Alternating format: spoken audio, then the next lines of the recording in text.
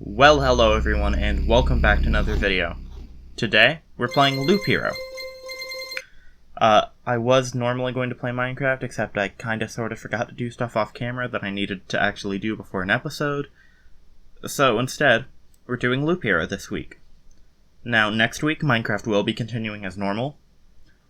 And because I do want Loop Hero to be a series of some sort, what I think I'm going to do is every so often, instead of Minecraft or Splitgate or anything like that, every so often I'll just do a Loop Hero video instead.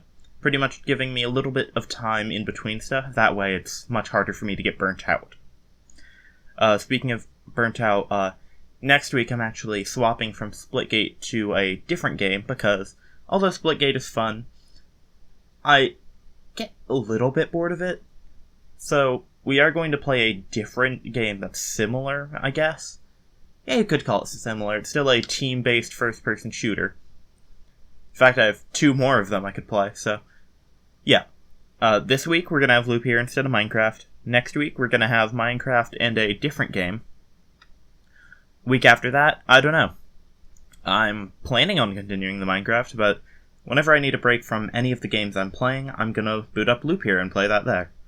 So, I've already read all the story, so for this I'm gonna mute my audio and let you guys read along.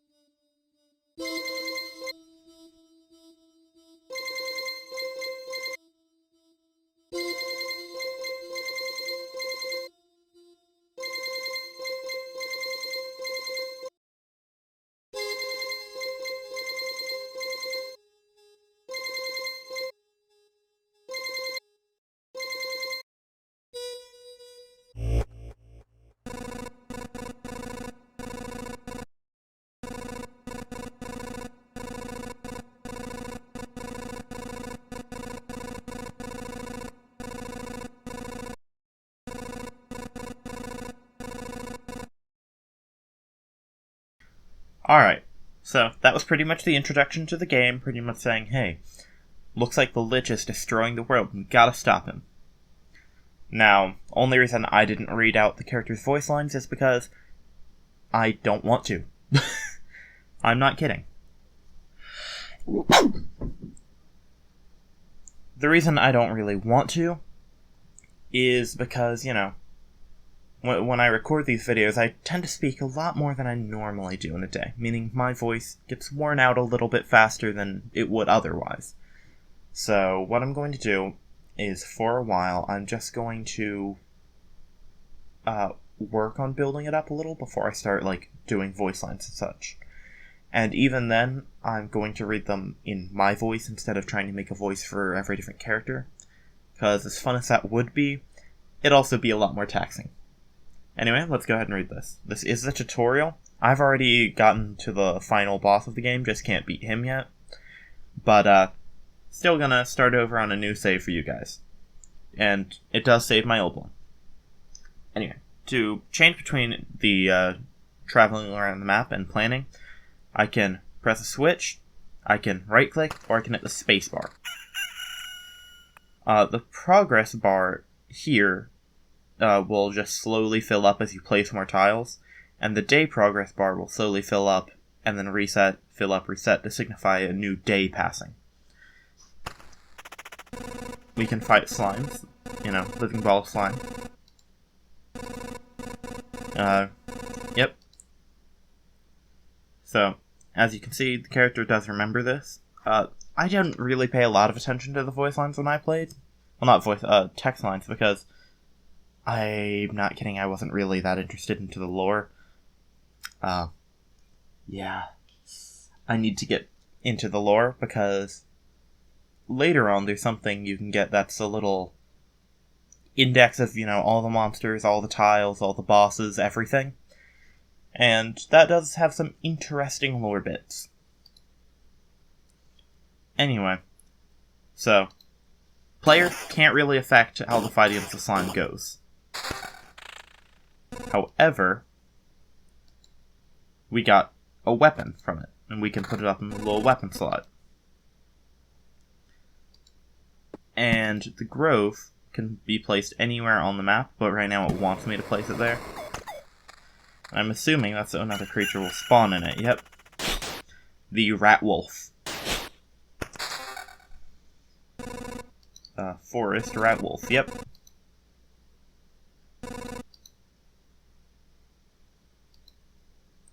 So, got new weapons from it. This one is better because it gives you more damage. The forest gives you a little bit of attack speed. And I think I'm going to place it there. And rocks give you a little bit of HP. So that's nice, you know? And I tend to have a specific way I align tiles, because that's the way I like them. But right now, what we're doing is following the game. Tells us to retreat. See, nothing's there. And then we can build a campfire.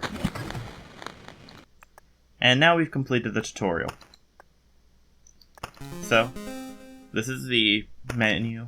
We only really have one loop we can go on. So we're starting it here. The path is all different now.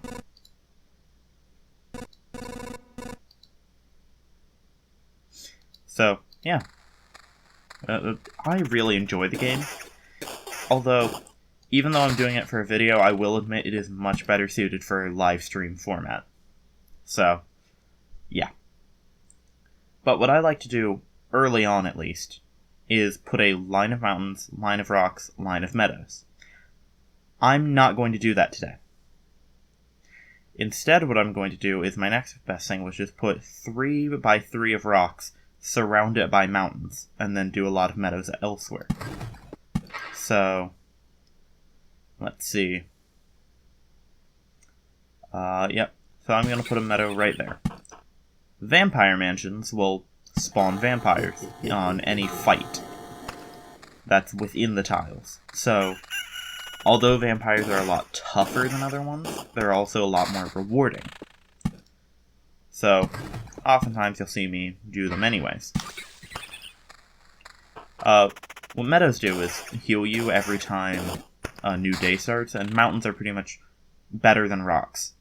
So, cemeteries will spawn skeletons every so often, so I'm going to place one down within the vampire area. But, yeah, this is pretty much how the adventure normally starts. I just realized we got armor, but I'm going to put that on in the battle. You know, hey, yo, there's a vampire. You know? He's saying vampires used to actually be nice and kind, and now they aren't.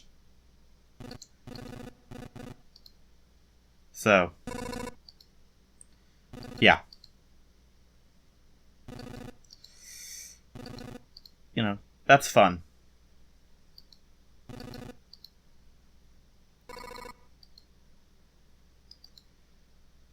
But, yeah. Vampires apparently used to be good. Now they aren't. But, you know, this armor gives us more HP. I can't believe I forgot to put it on earlier, but I did. Vampires also have the ability of vampirism, where it will heal them whenever they attack. So, yeah.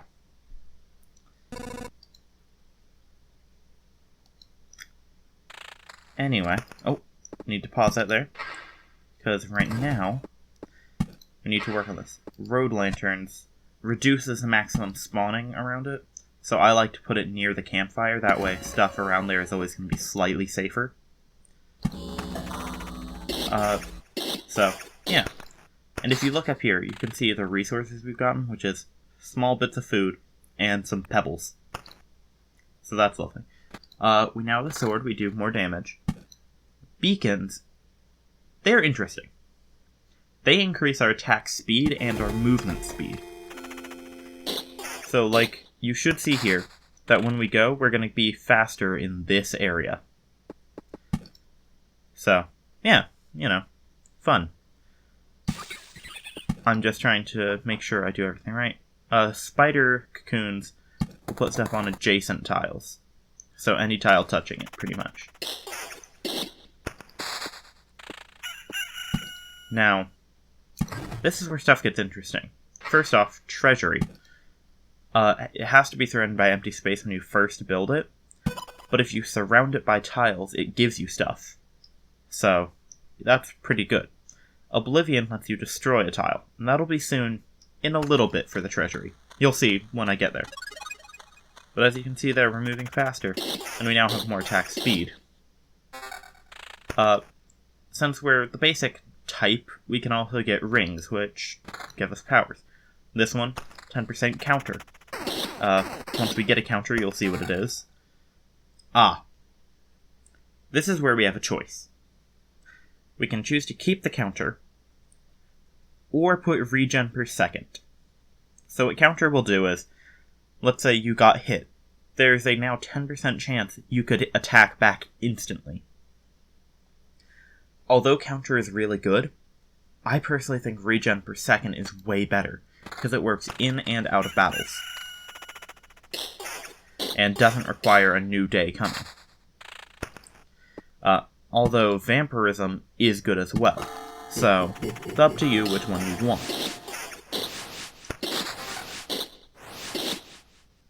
And I'm swapping out the armor because that one had a higher HP stat. This one has even higher and has counter. So, yeah. But at the very least, early game-wise, it's pretty much a game of management. But I just placed down meadow. And now it's a blooming meadow. This happens if the meadow tile touches anything that isn't a meadow tile, like the treasury. Treasury gave us some more stuff, because it pretty much gives you resources. I don't think I'm going to put down this... Actually, no, I'm going to put down the spider cocoon right there. But, you know, the game is essentially a loop, so it's called Loop Hero. And let's see, defense and attack speed, that's pretty good. And what I'm trying to do, at the very least for this one, is trying to get an achievement. This achievement is for killing the first boss on your first loop. That's what I'm planning on trying to do here. Will I do it? Probably not. Will I try? Absolutely. So let's see. That one's the exact same stuff. Ooh. Has evasion, which is good. Regen per second, even better. Pure damage, even better.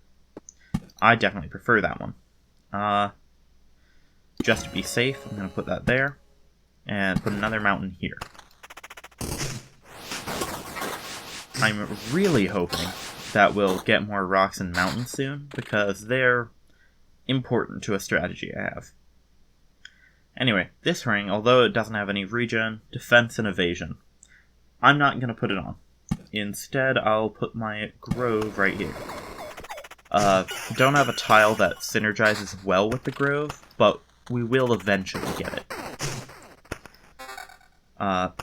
Not this loop, or anytime soon, though, sadly. Battlefield tiles. I really love them. Especially early game, because what they do is give you a chest that gives you, at the very least, for, normal warrior, an item. This is a much-needed improvement. Keeps the same regen, and adds vampirism. So if we attack something, we get part of their health to us. So, that was actually a pretty good haul. I'm gonna put the meadow there. Grove, I'm going to put it there, and a cemetery right there. So, at the very least, normally, we start off as just a loop. And the loop will just keep going on until we die, or until we, purposefully leave the loop. Now, we just got a lot of rocks and mountains like I had asked for, so that's nice. And you see that tile that just spawned right here? It's a goblin camp. Every day it will spawn a goblin right here. It is really annoying. I really don't like it. I still have to deal with it anyway. And our treasury here is almost full. And once it's completely surrounded, something fun happens. that I really want to show you guys. If I can survive this. Whew. There we go. Ooh, even better. So I can actually slowly fill this in. And once this, fills up to the point I want it, I think you guys are going to see why exactly I choose to do stuff like this.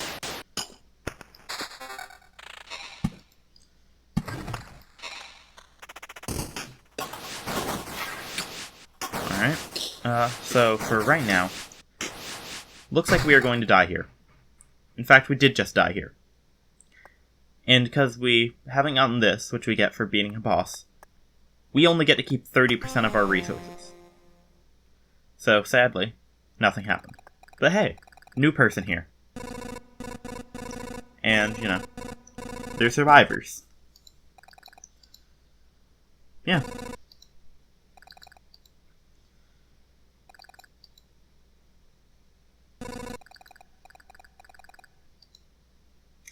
And it's fun because when they're talking about this, people just forget other people exist. Which is really interesting. Because the only absolute certainty that everyone seems to remember is our character. He's also the only one that remembers a lot about the world around them. So, that's very interesting.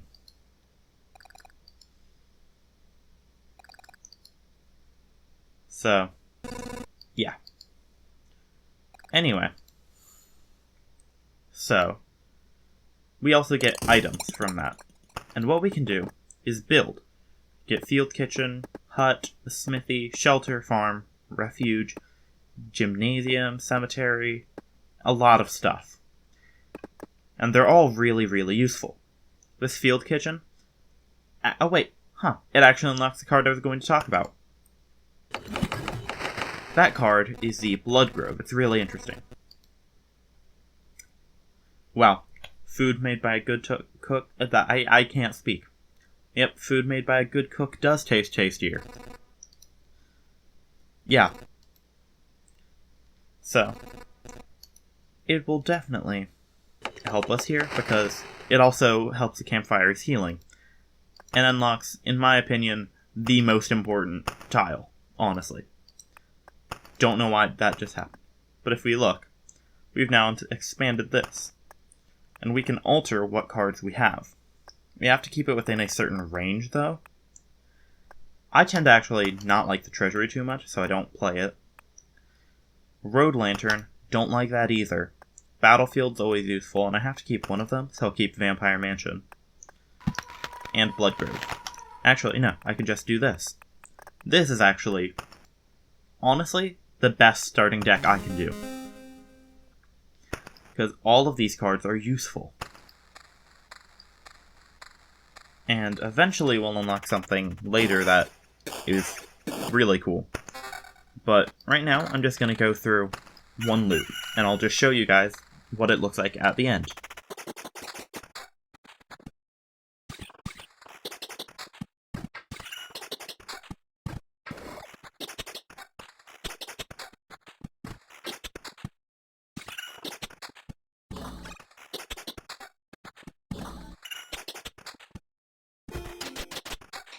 Alright, so this isn't the end, but this is the Bloodgrove card. It has to be placed next to trees, and what it will do is it will kill off any enemies you get down to 15 HP. No, 15%. So what I do is I put one grove, and then a Bloodgrove. The Bloodgrove does come with a downside that we'll see in a few in-game days. Trust me, the downside is honestly fairly bad. And when I say that, I mean, I personally think it's a bad downside. Like, they could have made it worse. But they didn't. So, anyway, I'm gonna continue setting up my little loot, and I'll show you guys once I get to that downside or once something else happens.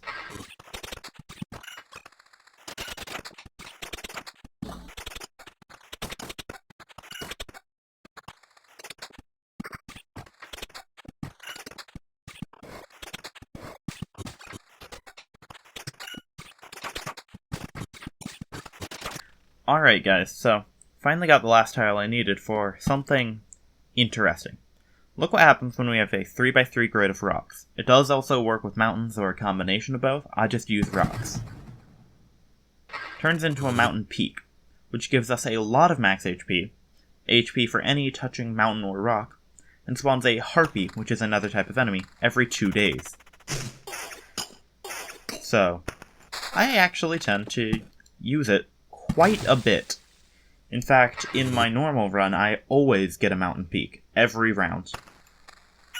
Because it's how I play.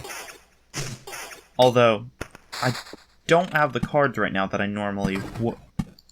Also, I don't know why I'm calling them cards. Huh. Anyway. As you can see, my loop is getting a lot better. I'm getting pretty good resources. I have lots of healing. If you look at my stats, I have regen and vampirism already. So, I'm honestly doing pretty good. And if you can look, the boss bar is slowly filling up, which might concern you a little. I already know I won't be able to defeat the boss. I can already tell, because I've fought it quite a bit. We aren't anywhere near close enough. Not quite yet. However, this definitely gets us a lot closer, because that was a pure increase on everything we had, or equal, plus an extra stat. So that's always lovely. Okay. Here's where we have a big dilemma. Do we get rid of roughly half our vampirism and little under half our regen in order to get a lot more damage? Because I'm honestly thinking at that point, we do. So, that makes it really interesting. Anyway, this is the Harpy. And Harpies are honestly a fairly good attacker.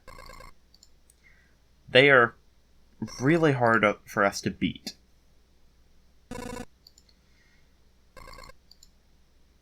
But, honestly, once you get to a certain point, they just become trivial. You literally forget they don't naturally spawn.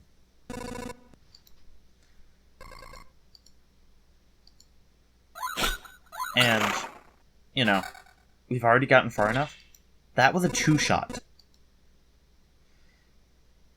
So, yeah. But, either way, we're progressing pretty well. And the downside is to the,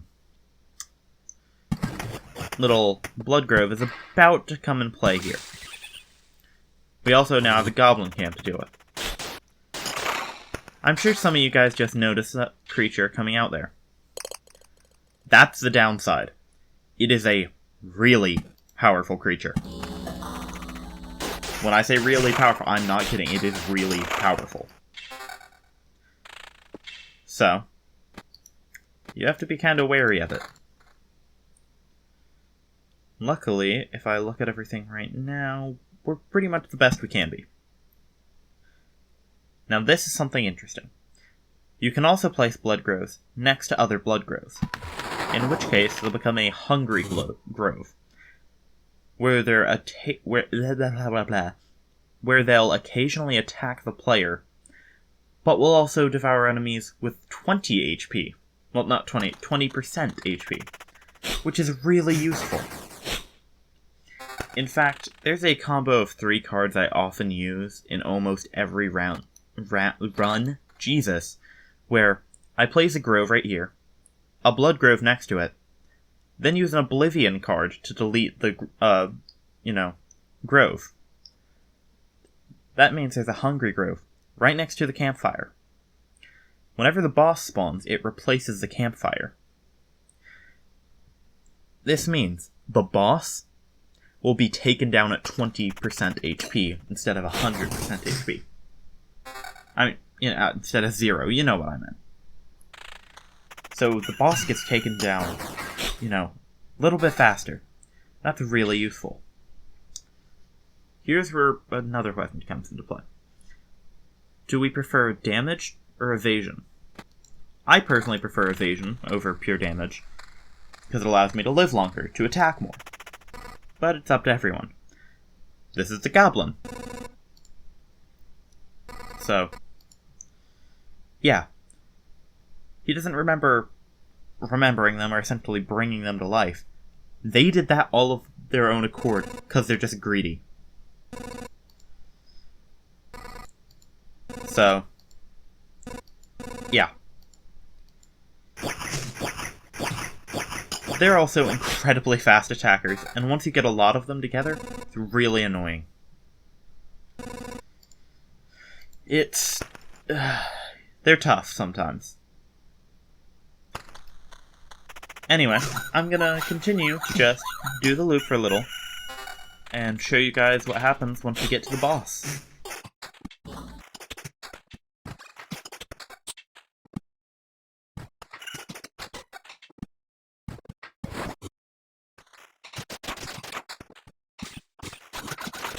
This is the downside, the Flesh Golem. It has a lot of HP and a lot of attack. Luckily it attacks really slowly, so you can beat it. And it gives you, better stuff. So, it's definitely worth it. It's just a little bit tough to deal with. Also now, I only need one more card and I can set up a Hungry Growth right at the campfire. Okay. So, as you've noticed, the armor, shields, rings, everything has different sprites. Some of these sprites signify certain characteristics. This one signifies regen. This is vampirism. In my personal opinion, vampirism is way better than regen. Because all you have to do is deal damage to heal it. Finally got the grove, so watch what I do.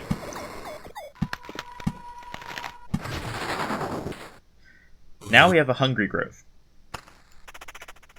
It's really fun to do that, because once we get around to the boss, you'll kind of see just how much easier it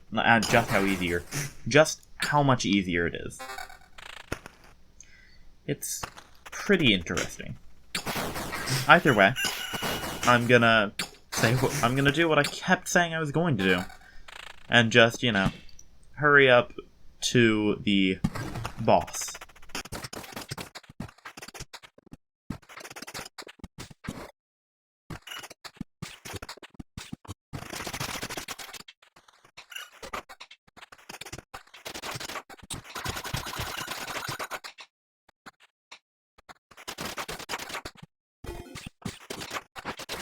Okay, I know I said I would cut to the boss, but this is something interesting. If you put two battlefields touching, you'll get a blood path, which will spawn another enemy every 4 days. Also, any tile affected by the battlefield makes it so enemies can become ghosts. So, eventually we might end up fighting a ghost in this loop, which would be kind of fun. Also, if you look at our stats, I'm honestly certain we could probably fight the boss and win. Right now, we just need to place down more tiles and preferably destroy 2 of them. That way, we could have enough stuff to fight the boss.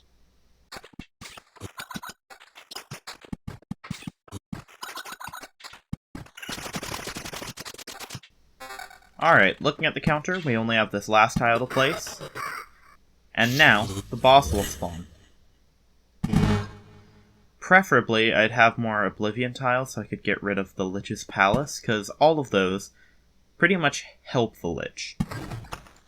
They all make it so he'll pretty much have more HP and do more damage. So, normally, try and get rid of as many as possible, because if you look, if we pause the game once this battle is finished, Lich's Palace increases HP and damage by 5%. They suck for us. They're great for him. So, we want them gone pretty much as soon as we can. So right now what I'm doing is, going through, getting our final health bonuses, getting our final HP, all that stuff. So, honestly, with our stats, I think we have a fair shot at beating him. Whether or not we will, that is a whole nother question. Now, the Lich does have its own dialogue as well. I'm wondering, how is it possible that he wasn't devoured like the rest of the world? So, yeah. It is very interesting.